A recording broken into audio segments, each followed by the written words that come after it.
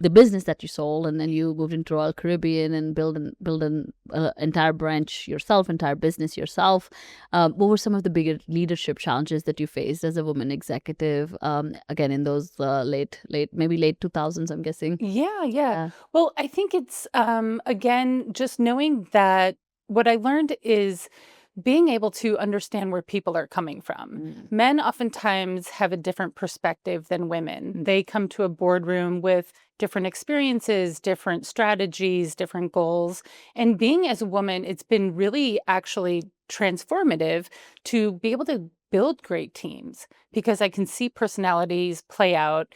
You look at, again, going back to we are caretakers, we're very empathetic, and being able to translate that into team membership and team players has been really great. But it's been, it's not easy. I'm not saying that, but you have to be strong and resilient and know where men are coming from. And it's, there were a lot of board meetings where I was maybe shushed Mm. or didn't have a voice, but I found the right men and the right leaders that believed in me that would prop me up. So, knowing who your friends are, you are the company that you keep, and being able to have a champion Mm. on your side that will allow you to speak and have great thought. Yeah. How can women find that champion? Because I think, again, it's hard to find one. Yeah, I think it's knowing yourself first, Mm. right? You have to know what you want, what's important to you, and then you have to have great conversations. And Mm. you almost have to. There's a saying where, yes, you're getting interviewed by a company per se, but you should absolutely be interviewing that company. Mm. You should be interviewing your potential boss and understanding where they're coming from. So asking the right questions, getting into a little bit more psychology and what's important to them Mm. to see if it's a right fit, just like you would interview, a potential mate or a relationship. Yeah, that's very important.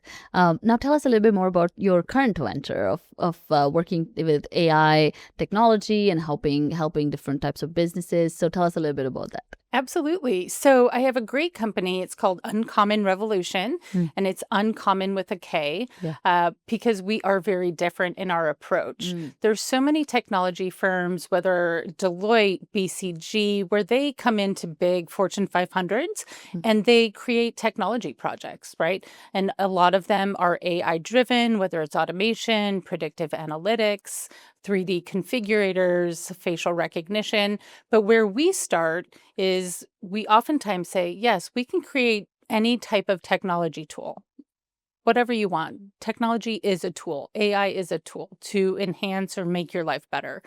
But we start with data. Mm. So we go in and say, yes, I can create a tool that you would like, but where's your data? What does your data look like? Mm. Is it duplicative data?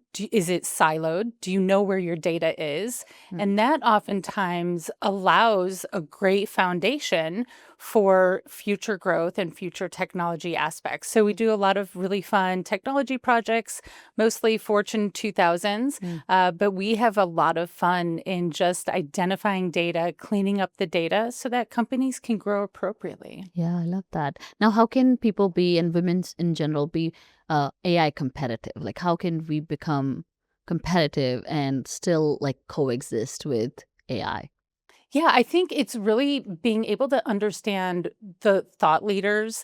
There's some really great Instagram and YouTubers and women who have such a great voice.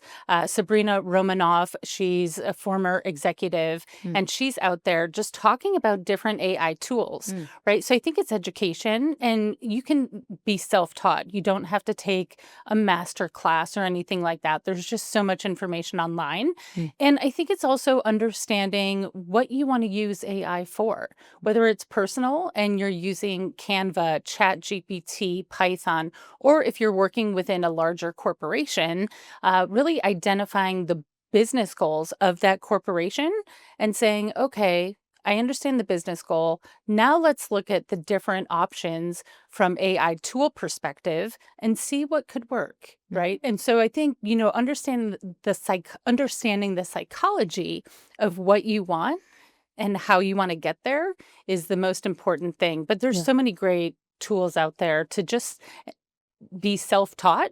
And there's also great tools where you can jump in and just start playing and seeing what works for you. Yeah. And then also being really mindful of understanding where your data is going. Yeah. Right. So a lot of the tools are SaaS models. Yeah. So if you're entering information into Chat GPT and you're signed in with your personal email address, well, guess what? Chat GPT now has everything that you've searched for, much like Google. Mm. So just being mindful of that. Yeah.